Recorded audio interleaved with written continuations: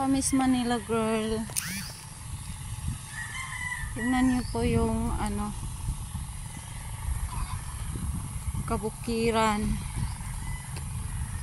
Kahit pala nasa kakahuyan, may mga bahay pa rin sa gitna ng mga kakahuyan.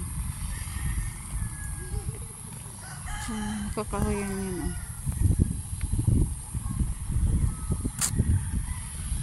Yan. Ang lawak ng Nyugan. Pati yung palayan yan na Miss Manila Girl. Miss ka Manila Girl. Ayan, oh, ang lawak. Ang lawak po talaga.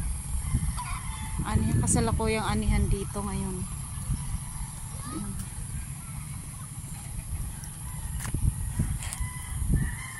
Daming nag-aani, oh.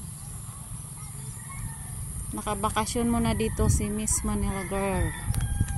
Kaya ayan, napakalawak ng taniman ng palay.